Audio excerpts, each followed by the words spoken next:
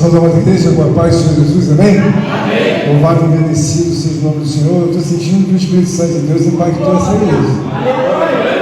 Nós sentimos a presença do Senhor grandemente, né?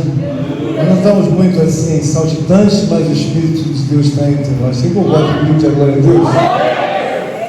Louvado seja o nome do Senhor. Irmãos, as horas estão um pouquinho avançadas, vou tentar correr um pouquinho. Vamos abrir nossas Bíblias no Evangelho de Jesus Cristo segundo Lucas. Vou falar no capítulo 4.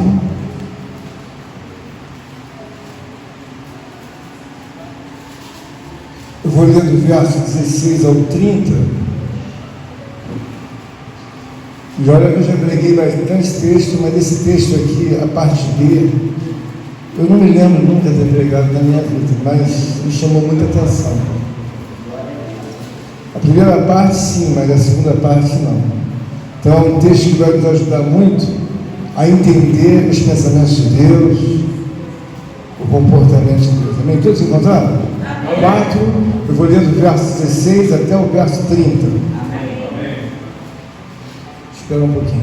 Todos encontraram? Amém. Vamos ler a palavra do Senhor então, do verso 16 em diante. Diz assim a palavra do Senhor: indo para Nazaré, onde fora criado, entrou num sábado na sinagoga, segundo o seu costume, e levantou-se para ler.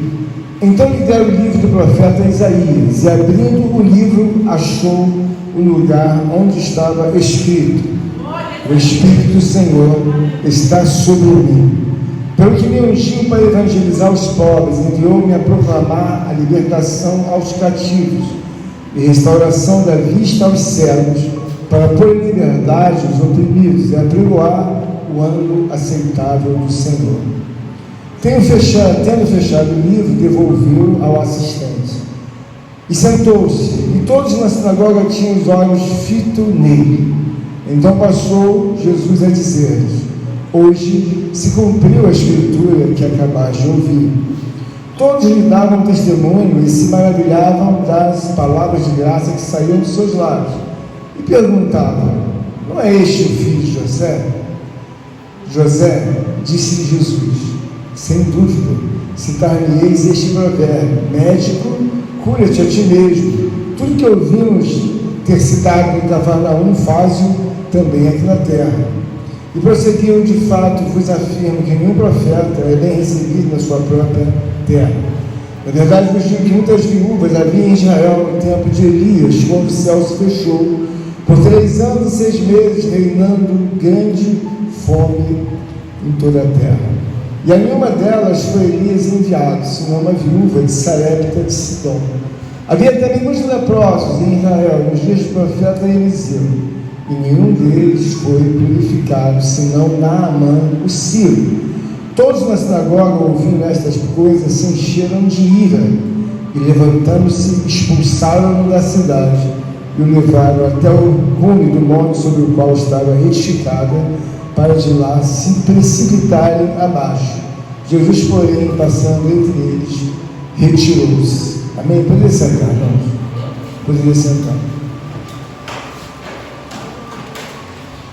A realidade de Deus, ela precisa ser digerida com sensibilidade muito profunda espiritual, a realidade de Deus. Quando nós olhamos para a palavra de Deus, nós vemos que algumas coisas ficam bem claras, sabe?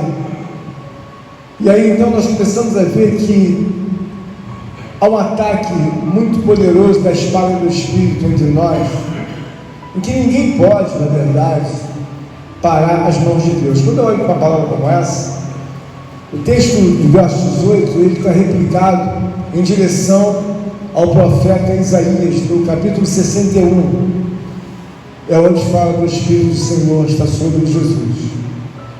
O que eu vejo aqui, irmãos, é que quando Jesus está falando, ele vem de uma cidade onde ele, na verdade, foi criado nessa cidade.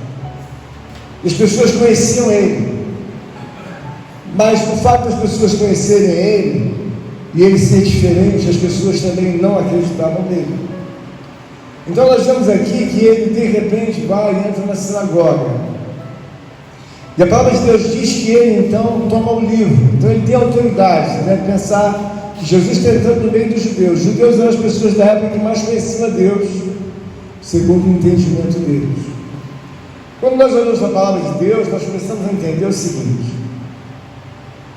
esse texto foi um texto que foi escriturado no texto de Isaías 61, por isso tem o nome do profeta messiânico, 700 anos antes de Cristo vir à realidade, ser materializado, nascer.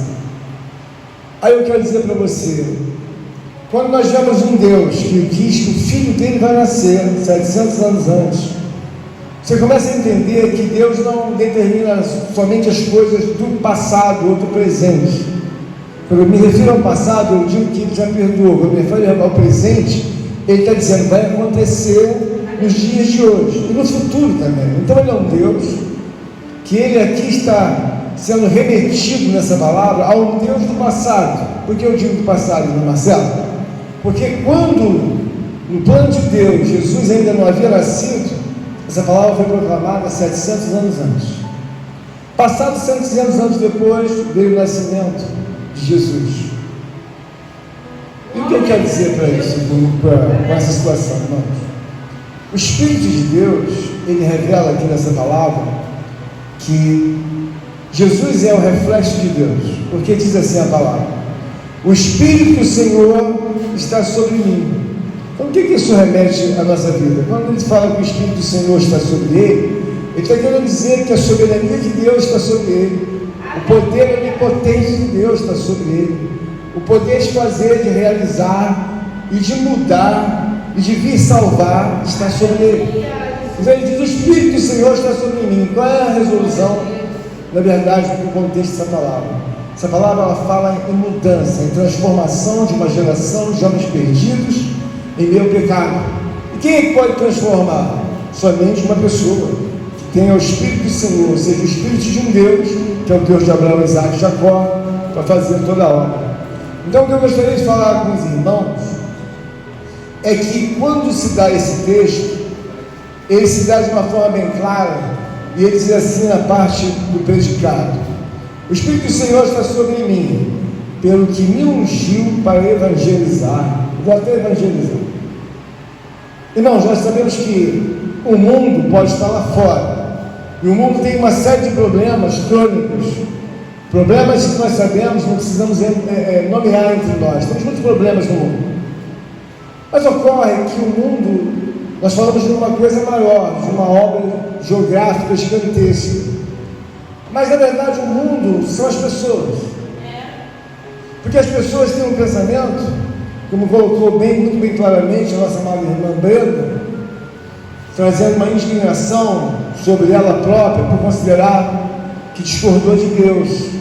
Então o mundo, na verdade, nós falamos do sistema do mundo, ou seja, mas o sistema do mundo só funciona porque as pessoas trazem aplausos, aceitação e adoção aos métodos do mundo.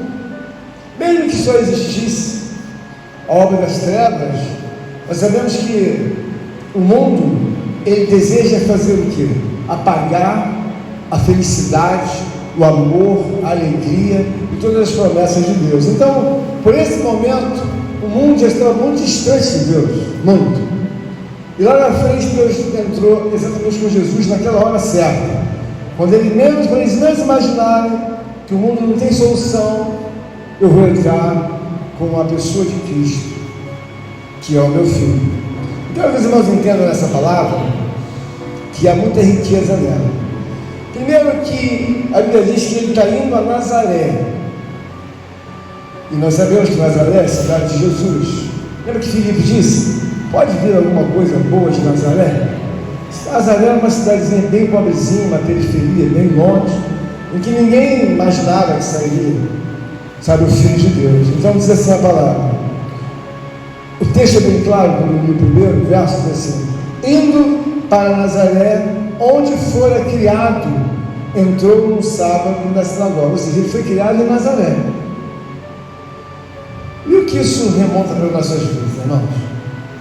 Essa palavra aqui é uma palavra que é uma revelação de Deus, para nós entendermos primeiramente que esse assunto está sendo abordado de uma forma em que o passado está no Espírito Santo de Deus, sob o Espírito de Deus, o passado, que Deus controla. O presente também está no controle de Deus. Mas o que nos deixa mais assim, às vezes, um pouco desacertados, não muito convictos, é que o futuro está na mão de Deus. Nós falamos do passado, aí perdoa meus pecados, sabe, irmã Eliette? E no futuro está fazendo coisas, no presente, fazendo coisas grandiosas. Agora, no futuro, irmãos, você acertar 1000 anos à frente, é muito complicado, né? São 1000 anos que ele acerta na frente, exatamente, irmã Flávia, como tem que ser. Então, quando eu vejo aqui essa palavra que diz: o Espírito do Senhor está sobre mim, eu vejo que ele, Deus, através da pessoa de Cristo, ele prevalece, sabe, irmão Leandro, de uma forma inquestionável. E às vezes você tem uma situação que ela ainda está no futuro, porque não está no controle das suas mãos e ainda não se realizou. Então você diz assim: eu tenho um futuro na mão dele. Mas o que a gente deve entender é o seguinte: como alguém poderia ser tão benéfico ao homem como foi Deus através do Espírito do Senhor, que cedeu o Espírito dele para colocar no próprio Filho amado Jesus, quando aqui encarnado como homem, e ele olha e vê e confia no Espírito de Deus toda a vida dele. Então ele lê no texto da sinagoga e ele diz bem claro: o Espírito do Senhor está sobre mim, pelo que me ungiu para evangelizar os pobres, enviou-me a proclamar a libertação aos cativos e a restauração da vista aos cegos, para pôr em liberdade os oprimidos. Irmãos, entendam bem. Nós vemos que o próprio Deus ungiu a Jesus, ou seja, o que é ungir? É consagrar. O que é consagrar? É ele separar uma pessoa para uma atividade de longo e poderoso alcance espiritual. Então Jesus foi separado por uma atividade que ninguém podia fazer, só o próprio Jesus.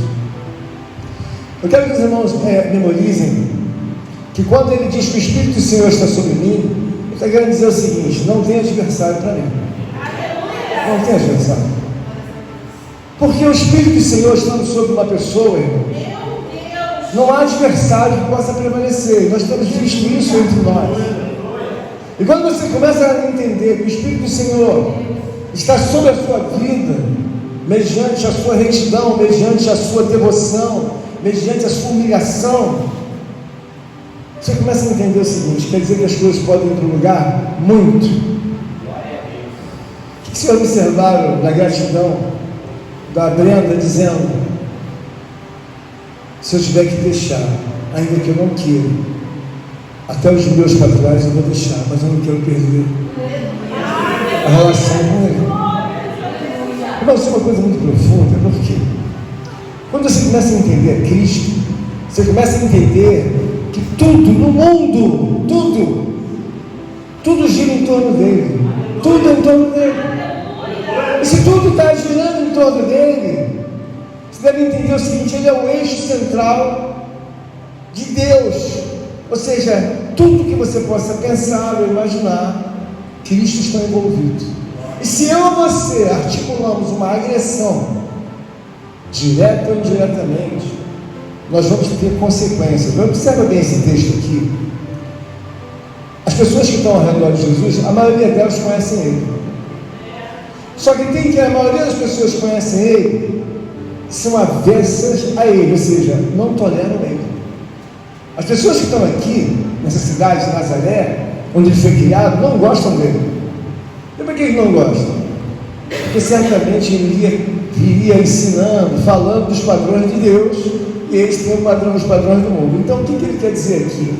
Essa palavra seguinte, ele vai dizendo assim: vai pôr em liberdade aos cativos. O que é uma pessoa cativa, irmãos?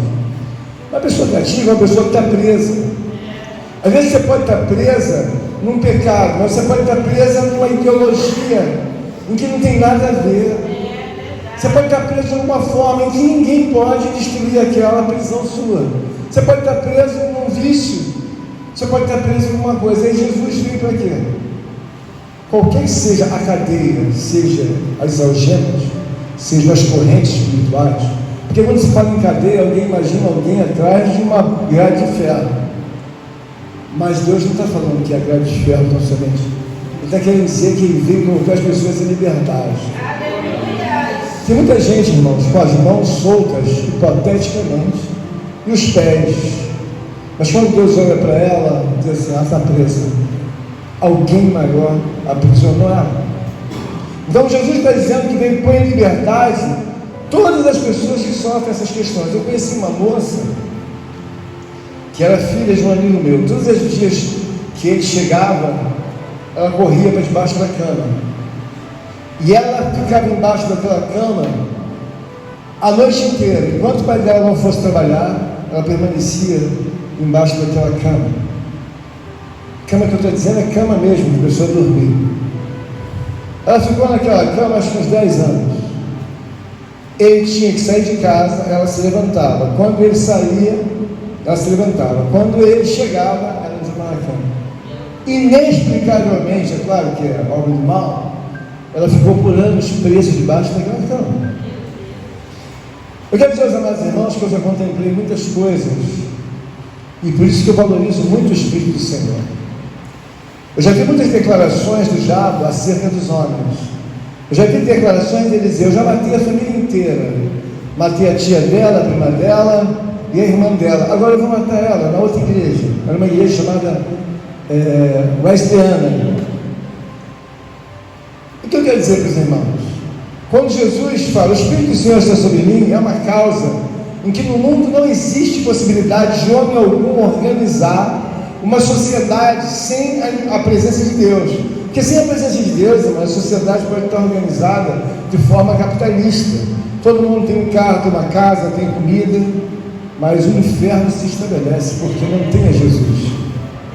Então, quando você olha aqui essa palavra, Jesus está trazendo uma orientação, dizendo: olha, o Espírito do Senhor está sobre mim. Alguém olha e diz assim: mas que diferença faz? Nós observamos aqui o testemunho da irmã Marcela e do presbítero falando sobre o que eles viram.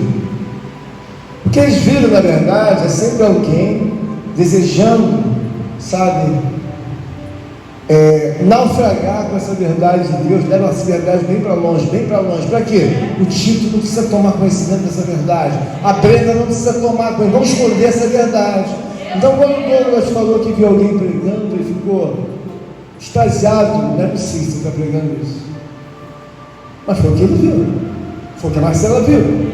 Então, a verdade de Deus, irmãos, ela está dentro de um contexto que nós temos que entender o seguinte: quanto maior for a distância da verdade de Deus, alguém coloca ela subterraneamente escondida nos livros. Vamos deixar que o sistema do mundo funcione, vamos esconder os livros da verdade, vamos esconder Deus da vida deles, vamos tirar o Deus verdadeiro da vida do Bruno. Esconde a Deus da vida do Bruno. Para quê? Para que o mal possa prevalecer. Não, quando você fala que ele veio libertar os cativos, significa o seguinte: Deus do céu, o Cristo verdadeiro, decretou o quê? A liberdade do Tito e da Brenda. Não tem homem no mundo que possa entrar na frente da liberdade que Deus decretou a eles. Não tem homem no mundo que possa entrar na liberdade que Deus nos decretou através de Cristo. Aí alguém vai dizer assim: mas eu estou livre de quê? Quando Jesus foi colocado na cruz do Calvário, irmãos, Deus está nos explicando o seguinte: que algumas coisas para Deus não são problemas realmente para Deus, quase praticamente nada, mas para a gente é um problema. O diabo para Deus, irmão, não é um problema, como eu já falei para vocês. Quando você é um cristão verdadeiro, santo verdadeiro, o diabo para mim não representa problema. Para Deus não representa, mas para a gente, se a gente não tiver uma posição boa, irmãos, ele é um problema terrível. E aí você valoriza o quê? Que Jesus é a pessoa que foi ungida, separada, escolhida para poder dizer para ele: você eu boto para baixo a toda hora. Basta que um homem, uma mulher, uma criança, um jovem, um adolescente se humilhe diante de mim, de todo o coração, daqui mesmo eu decreto já a liberdade dela. E ela sai da sua mão, ou ele sai da sua mão. Então nós vemos aqui que Jesus está indignado, ele não está confortável. E uma das coisas que nós aprendemos é que o sentimento de Deus, ele deve ser olhado maiormente que o entendimento. Você deve entender quando Deus está irado, você deve entender quando Deus não está satisfeito.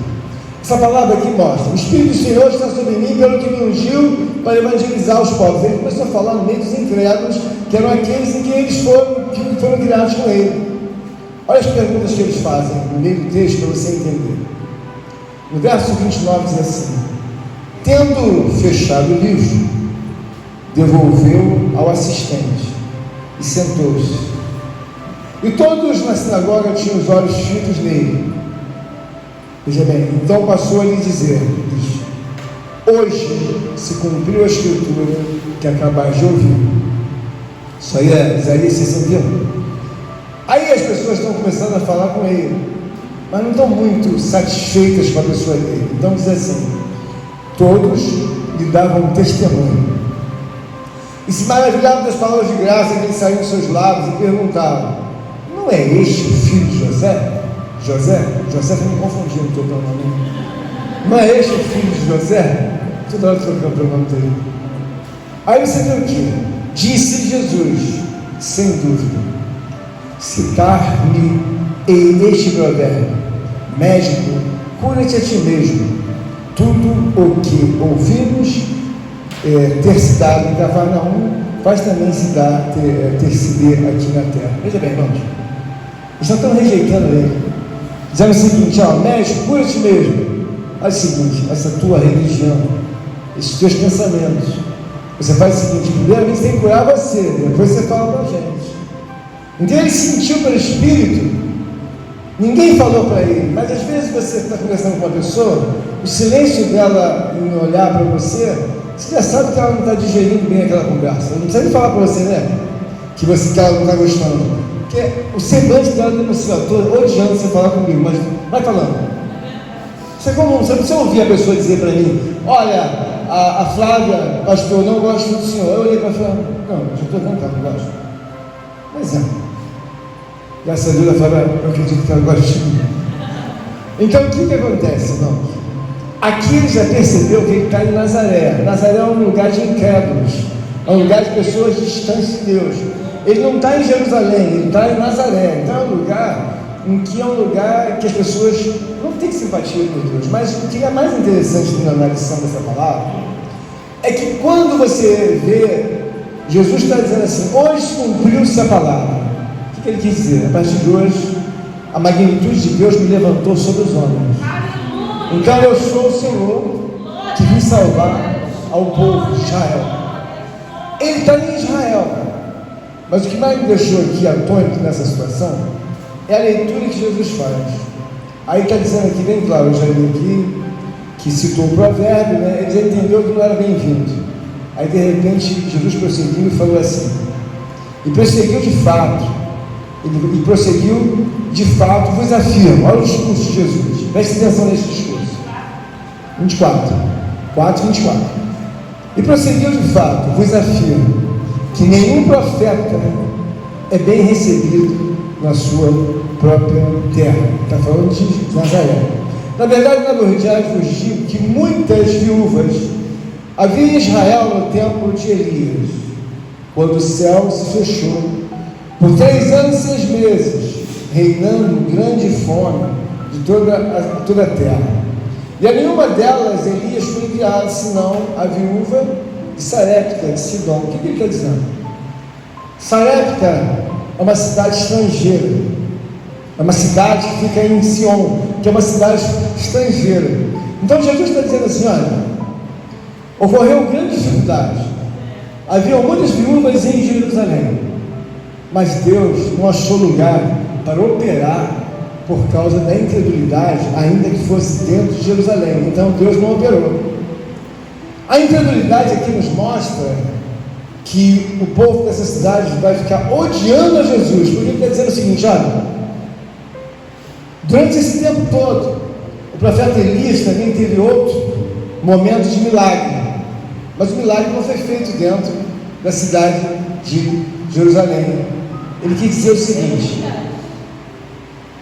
a viúva de Sarepta, o milagre foi feito nesse país chamado Sidom, um país. Aí no verso 27 ele diz também: havia também muitos leprosos em Israel, nos dias do profeta Eliseu, e nenhum deles foi purificado, senão a Naamã. Jesus quis dizer o seguinte: eu estou sentindo cheiro de incredulidade, eu estou sentindo cheiro de rejeição, eu estou sentindo cheiro de aversão à obra que Deus está na minha vida, eu estou sentindo cheiro de que os homens estão doidos para me tirar do meio deles. O que Jesus fala? Olha, o profeta, ele não tem lugar, não tem honra na cidade que ele nasceu. Mas não importa o que os opositores pensam do profeta, importa que o mesmo Deus que fez a obra na vida da viúva de Sarepta, que era uma mulher estrangeira, e o mesmo Deus que fez a obra na vida de Naamã, o leproso, na cidade dos assírios, é o mesmo Deus que está comigo. Ele quer dizer para eles o seguinte: olha, aqui dentro não tem fé suficiente para eu fazer nada. O que eu vou fazer aqui? Nada. Você lembra aquela ocasião que Elias falou que não ia chover por 3 anos e 6 meses? Não choveu. Trouxe algum benefício? Sim, foi uma intervenção milagrosa de Deus na vida do próprio Elias, na vida da própria viúva e na própria vida do general Naamã. Mas por que o Senhor não fez, se fossem perguntar, milagres em Jerusalém? Eu não encontrei confiança, nem encontrei fé. Eles ficaram tão indignados que a palavra de Deus diz que eles queriam matar Jesus. Por quê? Você está dizendo que nós não temos dignidade para receber milagres? Sim, é isso que eu estou dizendo. Ele está dizendo aqui, ó, todos na sinagoga, ouvindo essas coisas, encheram-se de ira, e levantando-se, expulsaram-no da cidade, e levaram até o cume do monte sobre o qual estava edificada, de lá para precipitarem abaixo. Jesus, porém, passando por entre eles, ocultou-se. Ou seja, Jesus passa por um lugar e ninguém consegue ver que é ele. O que isso nos mostra, irmão? Incredulidade é uma situação muito perigosa na nossa vida, porque é por aqui que você aprende. Eles tinham Jesus ao lado deles, viram Jesus ser criado com 15, 16, 17, 18 anos. Só que Jesus foi além, veio ficar até os 30 e tal. O que você estava vendo ali era um homem repleto do poder de Deus. Então, Jesus percebe quando nós temos uma temperatura de 140% da presença dele. E quando você ou eu estamos a 90, ou a 70, ou a 30. O que isso nos ensina nessa palavra? Jesus não quis fazer sinal nenhum, irmão, claro. Mas qual é a razão de Jesus não querer fazer? Eles não acreditavam em Deus. Irmãos, é uma coisa muito difícil você entender, por exemplo, o mundo. O mundo é um sistema notoriamente contrário a Deus. É tipo assim: enterra essa Bíblia onde puder, mas tira de perto de mim essas questões de que existe a Deus, existe a Cristo, porque isso é a movimentação espiritual de uma intervenção divina, que o mundo espiritual diz assim: olha, vamos pegar o Lucas, separa o Lucas do nosso mundo, porque ele professa a nossa fé, tem fé em Deus, no Espírito, e tem confiança na obra. Então é como se Deus separasse o Lucas e colocasse um invólucro do lado dele. Ele vai vivendo, vai andando, o Lucas vai para a cidade, trabalha, vai para a faculdade, volta, vai fazer um invólucro, não permite que ninguém toque em Lucas.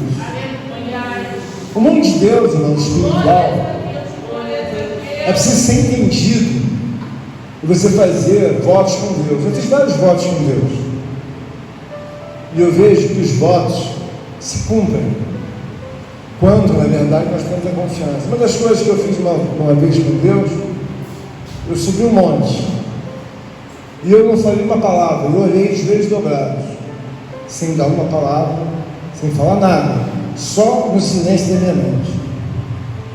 A obra de Deus é tão perfeita, que você pode ir para o Afeganistão, você pode ir para o país mais longe do mundo, qualquer lugar. Você entra num lugar para orar a Deus, no caso, um monte, à noite, você não dá uma palavra, quando você vê, ele está do seu lado assim. Já chegou. Então você vai ver com os olhos que ele está hipoteticamente na sua mente longe. Alguém fala, Rodrigo, ele está longe? Aí o que tem mais chance, não, ele está perto. Por quê? Ele é um Deus de longe, Deus de perto. Mas por quê, irmãos? Porque ele é onipotente. Deus não corre para te atender. Quando Deus vê uma mulher orando, vê a irmã Eliette orando por uma luta, uma coisa grave, ele já está em cima. Ele não vai ainda, meu Deus, vai dizer, não, está aqui. Qualquer coisa que acontecer entre nós, o exército de Deus, o poder de Deus é tão eficaz que ele intervém na hora. Isso nos dá a segurança de quê? Que a gente, quando tem entendimento da parte de Deus, nós começamos a ficar o quê? Mais confiantes em Deus. Por quê? Porque eu sei que existe alguém querendo que tire a proeza, o poder de Jesus Cristo da minha vida. Então não importa, eu como pastor, eu posso de repente me tornar incrédulo. Por quê?